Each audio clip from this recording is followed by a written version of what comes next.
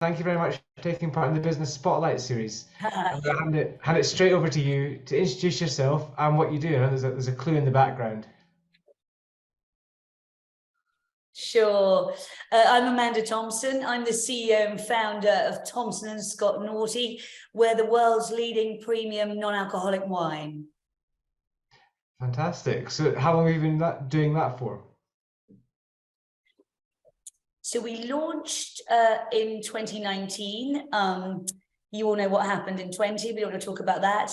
And it's really kind of blew up online during that period. So 2020 onwards, I think we were in a difficult place where lots of people really did turn to drink. And then conversely, many recognized that perhaps wasn't a very healthy way to be. And so it gave us a big opportunity to build the brand. Actually now in 2023, with the US being our biggest market, I'm just back from New York, where it's really getting exciting over there. So yeah, we've just about now, in the next few weeks, we'll have completed the whole portfolio. So the idea is wherever there's good wine, we want there to be naughty. So we've got the two alternatives to champagne. So we've got the Brut and the Rosé, and then the three still wines. So we've got Noughty Blanc, Noughty Rouge, and Noughty Rosé, which is just about to launch in the next few weeks. So that's the whole portfolio complete, which is pretty exciting. Yeah, brilliant. So, and who are your sort of typical customers? Is there a certain group that are buying them more often? It's an interesting one talking about customers. I mean, it really cuts across quite a surprising demographic. I think anyone who's discerning about what they're consuming, then they probably would be a relevant customer or already are. I think if you look at what's happened with the alcohol-free beer movement across the past, well, 2 decades, actually. I mean, now every brand has an alcohol-free alternative, and no one had given any attention to wine, and that really was where the gap in the market was.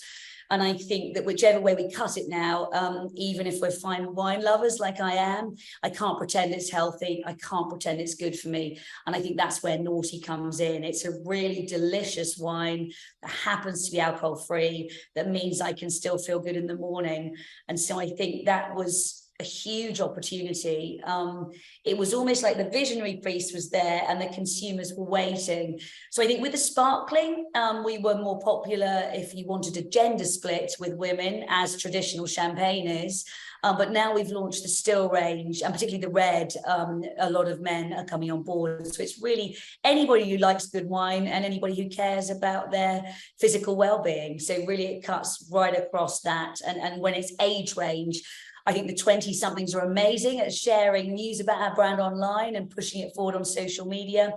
And then our clients, I guess, play pretty well up from there, 30s, 40s, 50s, 60s. We've got 80-year-old clients. So it's really a very broad opportunity. Brilliant. So everyone basically, right? And in terms of, I had a quick look at your background. I mean, you know, it's difficult one to say everyone. And obviously people would think I was an idiot because no one could have everyone as a client. I think it's really anyone discerning, anyone who's making a choice about their well-being and about something delicious. So it's really, unfortunately, not everybody. We live in a world where, sadly, many people, due to a number of reasons, aren't always making good food choices, or perhaps aren't able to. There's all kinds of reasons we could get into, really sad.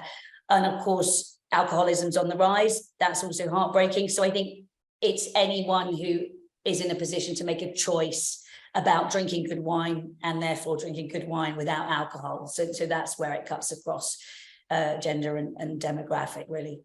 Perfect. And what was it that made you start the company? Where did the idea come from? So I was a fine wine lover. Back in the old days, I was a champagne snob. I'd been brought up by a mother who was a really early stage health food entrepreneur, not in the romantic sort of entrepreneur sense, but she was doing it to put food on the table. So in the 70s, I was fed muesli, which was quite radical then, achingly fashionable now, but back then white bread was my buzz at my friends' houses. So I was brought up on a really healthy diet. And then I went to work for the BBC in broadcasting, and I ended up in the art space, and champagne was my buzz. And then I started to recognize that not only were not all champagnes created equal due to price, obviously, of branding and taste, but also the amount of sugar that was going into them. And that got me really fascinated with sugar in wine, chemicals in wine, and how wine was the only legal consumable where there's no ingredients list, which is kind of interesting. And we should pause for a moment to sort of digest that almost, because when I tell most people that, they're like, what? In 2023, you have no idea what's in your bottle. The ingredients on a bottle of wine do not list everything. And because we've got so many different countrywide legislative sort of anomalies, and wine is shipped across the world, that further adds complications. So that became interesting to me. So to cut a very long story short, I retrained in wine in Paris, launched my own champagne brand, then transitioned into high quality alcohol free. It was really driven by this idea of the future of drinking, recognizing that, you know, the negative aspects of alcohol, and really wanting to get the same buzz and feeling that I got from my favorite champagne or fine wine with an alcohol-free version. No one in the world was doing it. I was the first one, which is kind of crazy. And it became my obsession, really. And actually, it was way more difficult to launch a good non-alcoholic wine than it was to find incredible conventional winemakers to work with. Brilliant. Thank you for that. So, you mentioned that the future. What would you see the aspirations for the next 5 years for the company? We want to be the world's #1 premium non-alcoholic wine brand. I've got hugely ambitious plans. I think a year or two ago, I would have been laughed off the Zoom, but now I think I'm some way to achieving that. I mean, I've just got back from New York. The buzz there is incredible. We all know New York is where trends are built. It's all getting pretty serious now. So the play really is super simple. Wherever there's good wine, there should be Noughty. It brings that inclusive experience of drinking, and it just means that you can feel good in the morning. So it's kind of a no-brainer. Brilliant. Yeah, and I remember years ago doing lots of running and not drinking sometimes, and you hear Scottish accent. People didn't like that not drinking bit, so the inclusive bit is great. And on the other side of it, what would you see the challenges being for the business moving forwards?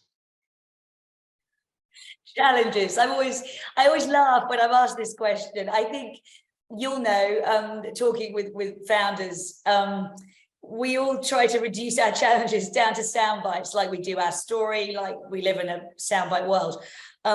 It's really hard to know where to start. I mean, you name it, I would have faced it, or maybe about to. I think the truth of brand building is certainly a global brand and something nobody's ever done before. You're going to face challenges not only every day, sometimes every hour. I mean, I'm dealing with a global brand that's shipping around the world, that's got the education piece. It's liquid, it's glass, it's, I mean, there are so many challenges. I think if we want to really dig into one, I guess you've got that education piece, because most people's sort of reaction who really haven't given a thought to it, when you say alcohol-free wine, they're like, well, that's an oxymoron, right? I mean, why the hell do we need that? So when you're doing something nobody's ever done before, quite literally, you've got that massive challenge of, to overcome before you get anywhere. Shipping and logistics, we all know that's been a disaster the past few years. We've all dealt with Brexit. We're dealing with the macroeconomic climate. I mean, how long do you want to talk about challenges? Thank you. Okay, well, we can move on from them. It's not a very sexy topic, is it?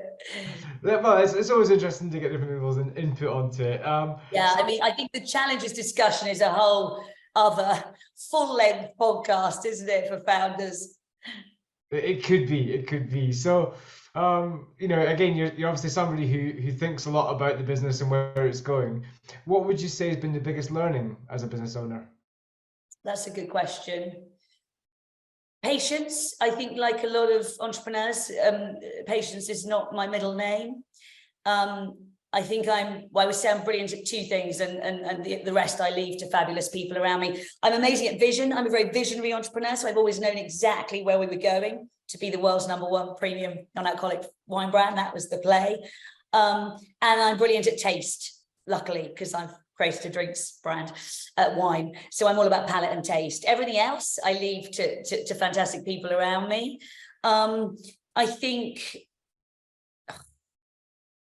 I suppose it's harder than you think it's going to be, and that's even harder than you think it might be. I think, I say to future founders, romanticize it, be passionate about it, focus on it. It's probably a bit like childbirth, right? I mean, anyone who's given birth, nobody wants to really say how tough it is. And I think you have to really dig deep to find your drive and resilience some mornings, and no one's going to give that to you. I mean, entrepreneurs talk about being lonely. You're always in your own head.